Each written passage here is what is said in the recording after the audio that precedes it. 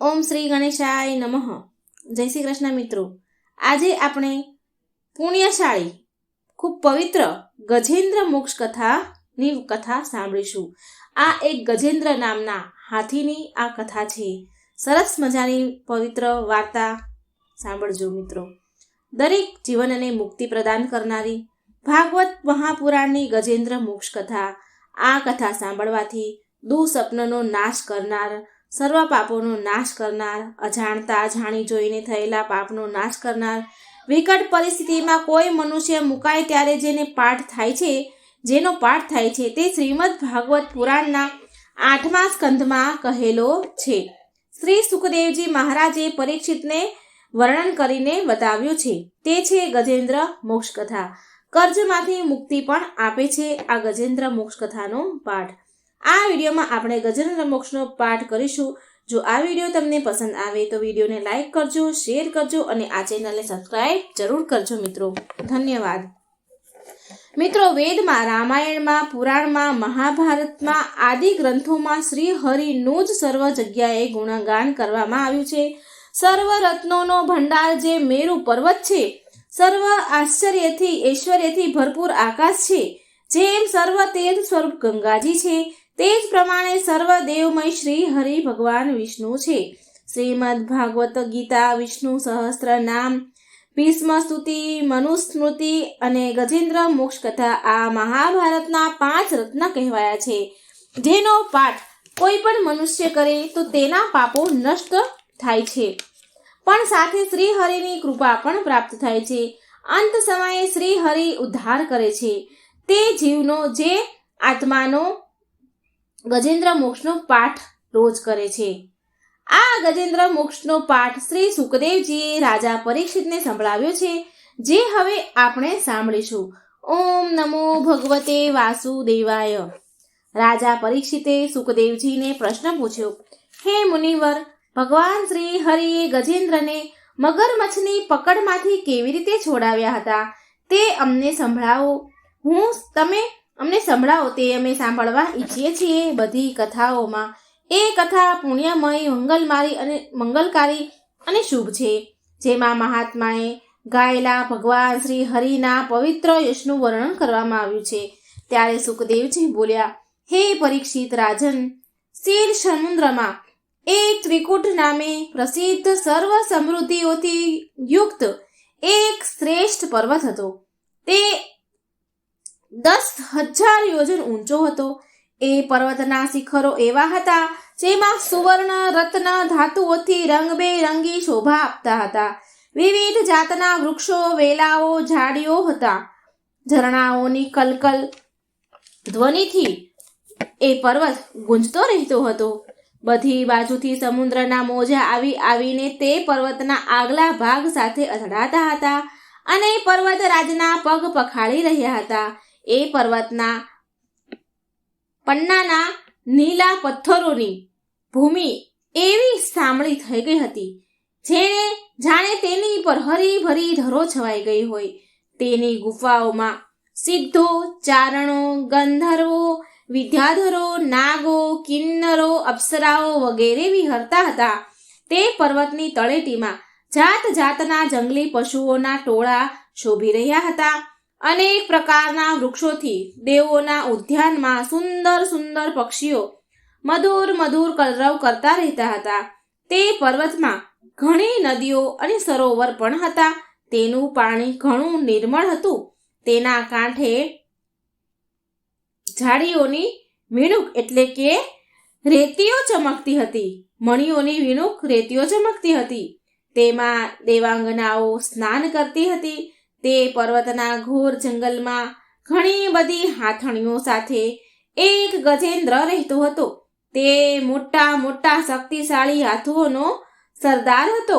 એક દિવસ ગજેન્દ્રએ પર્વત પર પોતાની હાથણીઓ સાથે કાંટાળા, કીચકવાળા નેતર વગેરેને ઝાડીઓમાં અને વૃક્ષોને રગદોળતો ફરી રહ્યો હતો. તેની ગંધથી સિંહ, હાથી, વાઘ, ગેંડા વગેરે હિંસક પશુઓ, સર્પો, ચિત્તા, ગોરા, કાળા હરણ, ચમરી, ગાય વગેરે ભયભીત થઈને ભાગી જતા હતા અને તેની કૃપાથી વરુ, સુવર, પાડા, રીંછ, સાહુડી, લંગૂર, કૂતરા, વાંદરા, હરણ, સસલા વગેરે પ્રાણીઓ સર્વત્ર નિર્ભય થઈને ફરી રહ્યા હતા. તે ગજેન્દ્રની પાછળ પાછળ હાથણીઓ અને એના નાના નાના બચ્ચા પણ ચાલી રહ્યા હતા. મોટા હાથીઓ અને હાથણીઓ પણ તેને વીંટળાઈને ચાલી રહ્યા હતા. તેની ચાલના થમકારાથી પહાડ એક વાર તો કંપી ઉઠતો હતો. ત્યારે દૂરથી જ કમળની પરાગથી સુવાસિત વાયુની ગંધ સૂંઘીને તે પેલો હાથી સરોવર તરફ જવા લાગ્યો. ગજેન્દ્ર સરોવર તરફ જવા લાગ્યો કે જેથી શીતળતા અને સુગંધ લઈને વાયુ વહી રહ્યો હતો. વેગથી ચાલતો થોડી જ વારમાં ગજેન્દ્ર સરોવરના કિનારે જઈ પહોંચ્યો. તે સરોવરનું પાણી અત્યંત નિર્મળ અને અમૃત જેવું હતું. તે ગજેન્દ્ર રાજે તો તે પહેલા પાણીમાં પ્રવેશ કર્યો અને તેની સૂંઢથી ઉછાળીને મન ભરીને પાણી પીધું અને પછી તેમાં સ્નાન કરી પોતાનો થાક ઉતાર્યો. ગૃહસ્થ પુરુષની જેમ તે ગજેન્દ્ર મોહગ્રસ્ત થઈને પોતાની સૂંઢથી પાણીના ફુવારા ઉડાડીને પોતાની હાથણીઓ અને બચ્ચાઓને નવડાવવા લાગ્યો અને તેમના મોઢામાં સૂંઢ નાખીને પાણી પીવડાવવા લાગ્યો. ભગવાનની માયાથી મોહિત થયેલો ગજેન્દ્ર ઉન્મત્ત થઈ રહ્યો હતો અને એનો ખ્યાલ જ ન હતો કે મારે માથે કેટલું મોટું સંકટ તોળાઈ રહ્યું છે. સુખદેવજી પરીક્ષિત રાજાને કહે છે, હે રાજન, ગજેન્દ્ર તે સમયે એટલો ઉન્મત્ત થઈ રહ્યો હતો કે તે સમયે પ્રારબ્ધની પ્રેરણાથી એક બળવાન મગરે ક્રોધે ભરાઈને તેનો પગ પકડી લીધો. આ પ્રમાણે અચાનક સંકટમાં ફસાઈને તે બળવાન ગજેન્દ્રએ તેની શક્તિ અનુસાર પોતાને છોડાવવા માટે ઘણો પ્રયત્ન કર્યો, પરંતુ છોડાવી શક્યો નહીં. બીજા હાથીઓ, હાથણીઓ, બચ્ચાઓએ જોયું કે તેના સ્વામીને બળવાન મગરે ઘણા વેગથી ખેંચી રહ્યો છે અને તેઓ ઘણા ભયભીત થઈ રહ્યા છે અને ગજેન્દ્ર ત્યારે ભારે વ્યાકુળતાથી ગરજવા લાગ્યો. ઘણાએ તેને મદદ કરીને પાણીમાંથી બહાર કાઢવાનું તો ઈચ્છ્યું, પરંતુ તેમાં તેઓ સમર્થ ન હતા. ગજેન્દ્ર અને મગર પોતપોતાની પૂરી તાકાત લગાડી મથી રહ્યા હતા. ક્યારેક ગજેન્દ્ર મગરને બહાર ખેંચી આવે તો ક્યારેક મગર ગજેન્દ્રને અંદર ખેંચી જતો હતો. ત્યારે સુખદેવજી મહારાજ પરીક્ષિતને કહે છે, હે રાજન, આ પ્રમાણે લડતા લડતા બેવને 1000 વર્ષ વીતી ગયા અને તે બંને જીવતા જ રહ્યા. આ ઘટના જોઈને તો દેવો પણ આશ્ચર્ય પામ્યા. છેવટે ઘણા દિવસો સુધી પાણીમાં વારંવાર ખેંચાઈ જવાથી ગજેન્દ્રનું શરીર શિથિલ પડી ગયું. હવે ના તો તેના શરીરમાં બળ રહ્યું કે ના તેના મનમાં હિંમત રહી. શક્તિ પણ ક્ષીણ થઈ ગઈ હતી એની. મગર તો હતો જળચર પ્રાણી, માટે તેનું બળ તો ક્ષીણ થવાને બદલે વધી રહ્યું હતું. તે ઘણા ઉત્સાહથી વિશેષ બળ લગાડીને ગજેન્દ્રને ખેંચવા લાગ્યો. દેહાભિમાની ગજેન્દ્ર આ પ્રમાણે પ્રાણોના સંકટમાં આવી પડ્યો અને પોતાને છોડાવવા માટે સર્વ રીતે અસમર્થ બની ગયો. ઘણા સમય સુધી તેને છુટકારો મેળવવાના ઉપાયથી વિચાર કર્યો, ઘણા ઉપાયો કર્યા અને અંતે તેણે એ નિશ્ચય કર્યો કે તેણે મનમાં વિચાર્યું કે આ મગર વિધાતાનો ફંદો છે, તેમાં ફસાઈને હું આતુર થઈ રહ્યો છું. જ્યારે મને મારી બરાબરીના હાથીઓ પણ આ સંકટમાંથી ઉગારી નથી શક્યા, તો વિચારી આ હાથણીઓ તો કેવી રીતે છોડાવી શકે? ત્યારે હું સમસ્ત વિશ્વના એકમાત્ર આશ્રય ભગવાનનું જ શરણ લઉં છું. કાળ ઘણો જ બળવાન છે.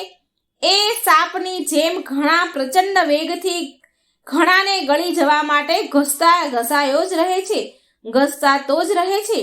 તેનાથી અત્યંત ભયભીત થઈને જે ભગવાનના શરણે જાય છે તેને પ્રભુ જરૂર બચાવી લે છે. એમનાથી ભયભીત થઈને મૃત્યુ પણ પોતાનું કામ કરવા માટે દોડતું હોય છે. તે જ પ્રભુ સહુના આશ્રય છે. હું તેમનું જ શરણ લઉં છું. ત્યારે સુખદેવજી મહારાજ પરીક્ષિતને કહે છે, હે રાજન પરીક્ષિત, પોતાની બુદ્ધિથી આવો નિશ્ચય કરી ગજેન્દ્રએ પોતાના ચિત્તને હૃદયમાં એકાગ્ર કર્યું. પછી તે પૂર્વજન્મમાં શીખેલા શ્રેષ્ઠ સ્ત્રોતનો પાઠ કરવા લાગ્યો. ભગવાનની સ્તુતિ કરવા લાગ્યો. ગજેન્દ્રએ સ્તુતિ કરતા કહ્યું કે જેઓ જગતનું મૂળ કારણ છે અને સૌના હૃદયમાં પુરુષ રૂપે બિરાજમાન છે, તેમજ સમસ્ત સંસારના એકમાત્ર સ્વામી છે તથા જેના કારણે આ સંસારમાં ચૈતન્યનો વિસ્તાર થયો છે, ભગવાનને હું નમસ્કાર કરું છું અને પ્રેમપૂર્વક તેમનું ધ્યાન ધરું છું. આ સંસારમાં તેમના સ્થિત છે, તેમની જ સત્તા અસ્તિત્વથી પ્રતીત થઈ રહ્યું છે, તેમાં તેઓ જ પ્રાપ્ત રહેલ છે અને સ્વયં તેઓ જ સંસાર રૂપે પ્રગટ થઈ રહ્યા છે. આ બધું હોવા છતાં પણ તે આ સંસારથી અને તેઓના કારણે પ્રકૃતિથી સર્વથા પરે છે. તે સ્વયં પ્રકાશ, સ્વયં સિદ્ધ ભગવાનનું હું સ્મરણ કરું છું. આ વિશ્વ પ્રપંચ તેમની માયાથી અને તેમનામાં જ આરોપિત છે. આ વિશ્વનું તેઓ ક્યારેક લીલાથી નિર્માણ કરે છે અને ક્યારેક તેને નષ્ટ પણ કરી દે છે, પરંતુ તેમની દ્રષ્ટિ બંને સ્થિતિમાં જેમની તેમ એટલે કે સમાન રહે છે. એટલે કે તેઓ આના સાક્ષી છે અને વિશ્વ પ્રપંચના મૂળ કારણ છે, પરંતુ તેમનું કારણ નથી. તે પરમાત્મા પ્રભુ મારું રક્ષણ કરે. પ્રલયના સમયે સમસ્ત લોકપાલ અને તે બધાના કારણો સંપૂર્ણપણે નષ્ટ થઈ જાય છે અને તે માત્ર ગાઢ અને ઘેરો અંધકાર રહેવા પામે છે, પરંતુ અનંત પરમાત્મા તેનાથી સર્વથા પર બિરાજમાન છે. એ જ પ્રભુ મારું રક્ષણ કરો. તેમની લીલાનું રહસ્ય જાણવું એ અત્યંત મુશ્કેલ છે.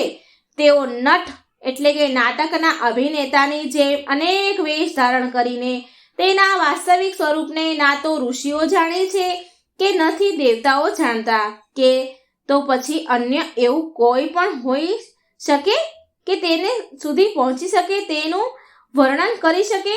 કોઈ પણ હોઈ શકે ખરી કે જે તેમને જાણી શકે, તેમનું વર્ણન કરી શકે? તે પ્રભુ મારી રક્ષા કરો.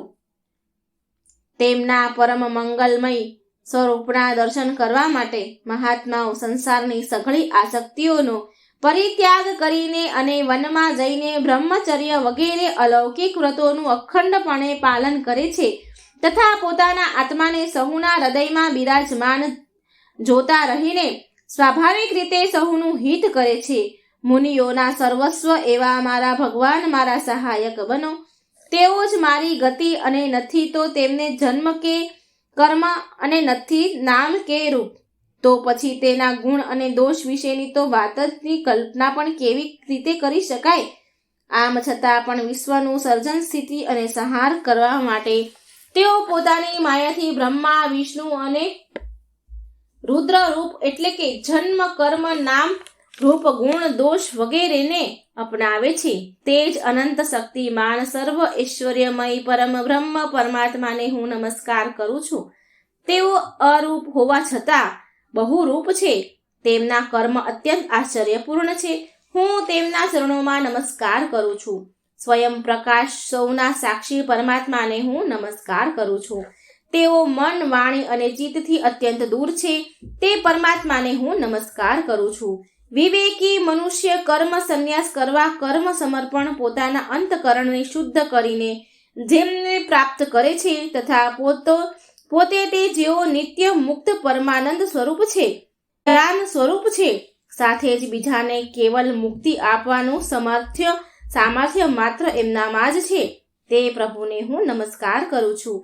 જેઓ સત્વ, રજ, તમ આ ત્રણેય ગુણોના ધર્મ અપનાવીને ક્રમશ શાંત, ઘોર અને મૂઢ અવસ્થા પણ ધારણ કરે છે. ભેદ રહિત સંભાવ પૂર્વક રહેલા અને જ્ઞાન ધન પ્રભુને હું વારંવાર નમન કરું છું. હે પ્રભુ, આપ સૌના સ્વામી છો, બધા ક્ષેત્રોમાં એકમાત્ર જાણનાર અને સહુના સાક્ષી છો. હું આપને નમસ્કાર કરું છું. આપ પોતે પોતાનું કારણ છો, પુરુષ અને મૂળ પ્રકૃતિ રૂપ પણ આપ જ છો. આપને વારંવાર નમસ્કાર છે. સગળી વસ્તુઓના અસ્તિત્વ રૂપે કેવળ પણ આપ જ છો. હું આપને નમસ્કાર કરું છું. આપ સહુનું મૂળ કારણ છો. આપનું કારણ કોઈ જ નથી તથા આપનામાં વિકાર કે પરિણામ આવતા નથી, તેથી આપ જ કારણ છો. આપને મારા વારંવાર નમસ્કાર છે. જેમ બધા નદી ઝરણા વગેરેનો પરમ આશ્રય સમુદ્ર છે, તેવી જ રીતે આપ સમસ્ત વેદો શાસ્ત્રોનું પરમ તાત્પર્ય છો. આપ મોક્ષ સ્વરૂપ છો અને સઘળા સંતો તમારું શરણ લે છે. તેથી હું તમને નમસ્કાર કરું છું.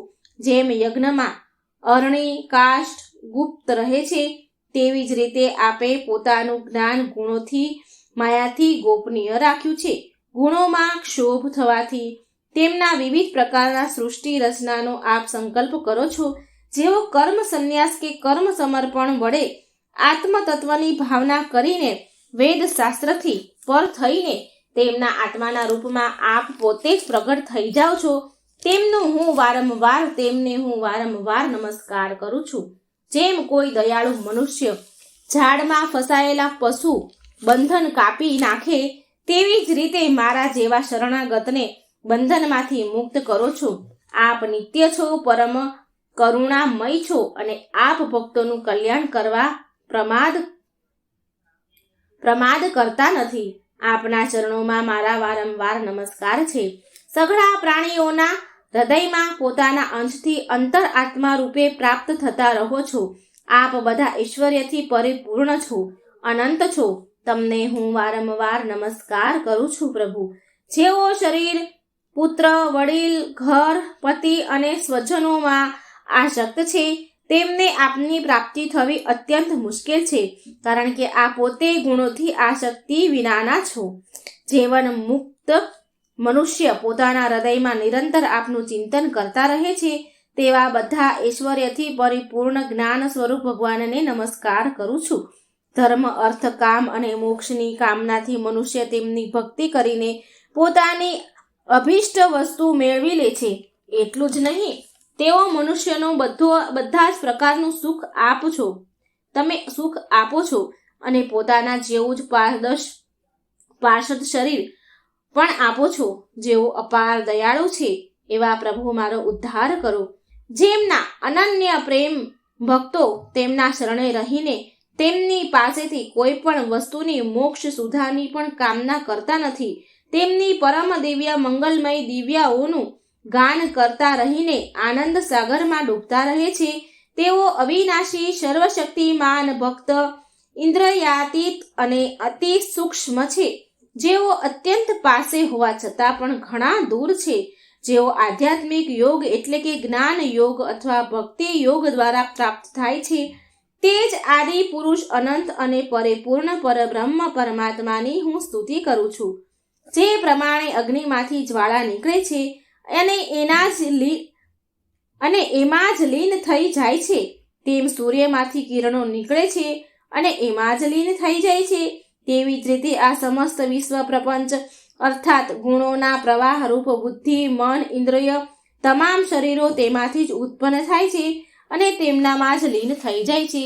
તે ભગવાન નથી, દેવ કે નથી અસુર કે નથી મનુષ્ય કે નથી પશુ પક્ષી, નથી સ્ત્રી કે નથી પુરુષ કે નથી નપુંસક, તેઓ ગુણ, કર્મ, કાર્ય અને કારણ પણ નથી, પરંતુ આ બધાનો નિષેધ થઈ જતા જે કંઈ શેષ રહે છે તે જ તેમનું સ્વરૂપ છે, તથા તેઓ જ સર્વકાય છે. પરમાત્મા મારો ઉદ્ધાર કરો. હું હાથીની આ યોનિમાં જીવવા ઈચ્છતો નથી, કારણ કે અંદર બહાર બધી જ બાજુએ અજ્ઞાનના આવરણથી તે ઢંકાયેલ છે. તેને હયાત રાખીને હું શું કરવાનો છું? હું શું કરું?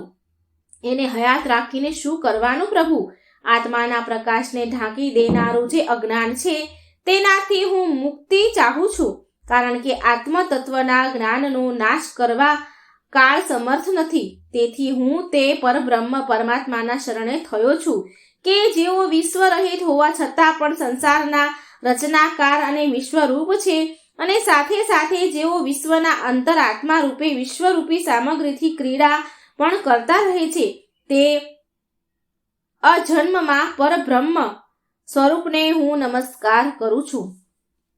યોગી જનો યોગ વડે કર્મ અને વાસના અને કર્મ ફળને બાળી નાખીને પોતાના યોગ શુદ્ધ હૃદયમાં જે યોગેશ્વર ભગવાનનું સાક્ષાત્કાર કરે છે, તે પ્રભુને હું નમસ્કાર કરું છું.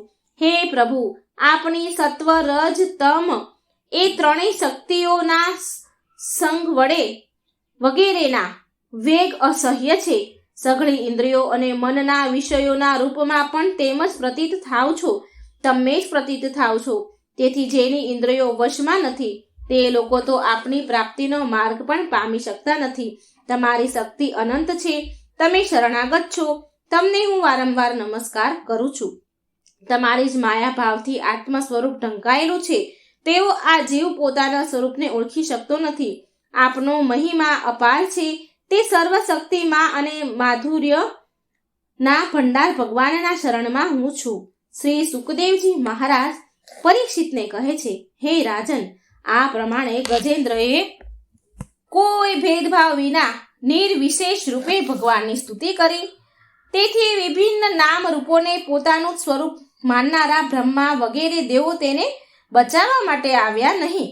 ત્યારે પોતે સર્વ આત્મા હોવાના કારણે સર્વદેવ સ્વરૂપ ભગવાન શ્રી હરિ પોતે જ ત્યાં પ્રગટ થઈ ગયા. વિશ્વના એકમાત્ર આધાર ભગવાનને જોયું કે ગજેન્દ્ર અત્યંત દુઃખી થઈ રહ્યો છે. તેથી તેની સ્તુતિ સાંભળીને ચક્રધારી ભગવાન વેદમય ગરુડજી પર સવાર થઈને અત્યંત વેગપૂર્વક ત્યાં જવા ચાલી નીકળ્યા, જ્યાં ગજેન્દ્ર ભારે સંકટમાં ફસાયેલો હતો. તેમની સાથે સ્તુતિ કરતા કરતા દેવો પણ ત્યાં આવી ગયા. તે સરોવરમાં બળવાન ગ્રાહ મગરે તે ગજેન્દ્રને પકડી રાખ્યો હતો અને તે અત્યંત વ્યાકુળ થઈ રહ્યો હતો. જ્યારે તે તો ગરુડજી પર સવાર થઈને ભગવાન હાથમાં ચક્ર ધારણ કરેલા ભગવાન શ્રી હરિને આકાશમાં જોયા, ત્યારે તેણે પોતાની સૂંઢમાં કમળનું એક સુંદર પુષ્પ લઈને ગજેન્દ્રએ ઊંચું કર્યું અને તે ઘણા દુઃખ સાથે બોલ્યો. ગજેન્દ્ર કહે છે, હે નારાયણ, હે જગતગુરુ, હે ભગવાન, તમને નમસ્કાર છે. જ્યારે ભગવાને જોયું કે ગજેન્દ્ર અત્યંત દુઃખી થઈ રહ્યો છે, ત્યારે તે એકાએક જ ગરુડજી પરથી ઉતરી ગયા અને દયા કરીને ગજેન્દ્રની સાથે જ મગરને પણ અત્યંત ઝડપથી સરોવરની બહાર ખેંચી લાવ્યા. પછી ભગવાન દેવોના જોતા જ ભગવાન શ્રી હરિએ ચક્રથી મગરનું મોઢું ચીરી નાખ્યું અને ગજેન્દ્રને મુક્ત કરી દીધો. ત્યારે સુખદેવજી મહારાજ પરીક્ષિતને કહે છે, હે રાજન, તે સમયે બ્રહ્મા, શંકર વગેરે દેવો, ઋષિઓ, ગંધર્વો અને ભગવાન શ્રી હરિના આ કાર્યની પ્રશંસા કરવા લાગ્યા અને તેમના પર પુષ્પવૃષ્ટિ કરવા લાગ્યા. સ્વર્ગમાં નગારા વાગવા લાગ્યા, ગંધર્વો ગીત ગાવા લાગ્યા, નાચવા લાગ્યા, ઋષિઓ, ચારણો, સિદ્ધો ભગવાન શ્રી પુરુષોત્તમની સ્તુતિ કરવા લાગ્યા. ભગવાન શ્રી હરિના સુદર્શન ચક્રથી કપાઈ જવાથી તે મગર આશ્ચર્ય પામ્યો, આશ્ચર્યમય દિવ્ય સ્વરૂપ ધારી બની ગયો. આ મગર એક હું નામનો એક શ્રેષ્ઠ ગંધર્વ હતો. એના પૂર્વજન્મમાં દેવલ ઋષિના શ્રાપથી તેને આ ગતિ પ્રાપ્ત થઈ હતી. અત્યારે તે ભગવાનની કૃપાથી તે મુક્ત થઈ ગયો. તેણે સર્વેશ્વર ભગવાનના ચરણોમાં માથું મૂકીને પ્રણામ કર્યા. ત્યાર પછી તે ભગવાનના યશનું ગાન કરવા લાગ્યો. મગર, જેને દિવ્ય સુખ ધારણ કરી લીધું હતું. વાસ્તવમાં અવિનાશી ભગવાન જ સર્વશ્રેષ્ઠ કીર્તિ સંપન્ન છે અને તેમના ગુણ તથા તેમની મનોહર લીલા ગાવા યોગ્ય છે. ભગવાનના કૃપા સભર સ્પર્શથી તે મગરના બધા જ પાપ દુઃખો નાશ પામ્યા. તેણે ભગવાનની પરિક્રમા કરીને તેમના ચરણોમાં પ્રણામ કર્યા અને સહુને જોતા જ પોતાના લોક ભણી પ્રયાણ કર્યું. ગજેન્દ્ર પણ ભગવાનનો સ્પર્શ થતા જ અજ્ઞાનના બંધનમાંથી છૂટી ગયો. તેને ભગવાનનું રૂપ પ્રાપ્ત થઈ ગયું. પીતાંબર ધારી અને ચતુર્ભુજ રૂપ બની ગયો ગજેન્દ્ર. આ ગજેન્દ્ર પૂર્વજન્મમાં દ્રવિડ દેશનો પાંડવ વંશીય રાજા હતો. તેનું નામ હતું ઇન્દ્રદ્યુમ્ન. તે વિખ્યાત વિષ્ણુ વ્રત પારાયણ હતો. એક સમયે તે રાજ્યનો ત્યાગ કરીને હિમાલય પર્વત પર જટા વધારીને તપસ્વીની વેશ ધારણ કરી રહેતો હતો. તે મૌન વ્રત ગ્રહણ કરીને તે સર્વશક્તિમાન ભગવાનની આરાધના કરતો હતો. તે સમયે નસીબવશ જોગી પરમ યશસ્વી અગસ્ત્ય મુનિ પોતાના શિષ્યની મંડળી સાથે ત્યાં પધાર્યા. તેમણે જોયું કે ત્યાં પ્રજાના પાલન, ગ્રહસ્થી, યોગી, અતિથિ સેવા વગેરેના પરિત્યાગ કરીને તપસ્વીઓની જેમ એકાંતમાં બેસીને ઉપાસના કરી રહ્યા છે. તેથી તે ઋષિએ અગસ્ત્ય મુનિએ અત્યંત ક્રોધમાં આવીને રાજા ઇન્દ્રધૂમને શ્રાપ આપ્યો. ઋષિ બોલ્યા કે આ રાજાએ ગુરુજનો પાસેથી બોધ ગ્રહણ કર્યા નથી અને અભિમાનને લીધે પરોપકારમાંથી નિવૃત્ત થઈને દુરાત્મા બની ગયા છે. બ્રાહ્મણોની અપમાન કરનારા આ હાથી જેવો જડ બુદ્ધિ છે, તો આને તે જ ઘોર અજ્ઞાનીથી હાથીની યોનિ પ્રાપ્ત થાય. સુખદેવજી પરીક્ષિત મહારાજને કહે છે કે હે રાજન, શ્રાપ તેમજ વરદાન આપવા સમર્થ અગસ્ત્ય મુનિ આ પ્રમાણે શ્રાપ આપીને પોતાની શિષ્ય મંડળી સાથે ત્યાંથી ચાલ્યા ગયા. રાજા ઇન્દ્રદ્યુમ્ને પણ આ શ્રાપને પોતાના પ્રારબ્ધ માનીને સમજીને સંતોષ માન્યો તેમણે. ત્યારબાદ આત્માનું વિસ્મરણ કરવાથી દેનારી હાથીની યોનિ મળી. પરંતુ ભગવાનની આરાધનાનો પ્રભાવ એવો હતો કે તેને હાથી હોવા છતાં પણ ભગવાનનું સ્મરણ સ્તુતિ યાદ આવી ગઈ. ભગવાન શ્રી હરિએ આ પ્રમાણે ગજેન્દ્રનો ઉદ્ધાર કરીને તેને પોતાના પાર્ષદ બનાવી લીધો. ગંધર્વો, સિદ્ધો, દેવો વગેરે ભગવાનની આ લીલાનું ગાન કરે છે. ભગવાન પાર્ષદ રૂપ ગજેન્દ્રને સાથે લઈને ગરુડ પર સવાર થઈને પોતાના અલૌકિક ધામમાં સીધા આવી ગયા. શ્રી સુખદેવજી પરીક્ષિતને કહે છે કે હે કુરુવંશ શિરોમણી, મેં ભગવાન શ્રી કૃષ્ણનો મહિમા અને ગજેન્દ્ર મોક્ષની કથા તમને કહી સંભળાવી.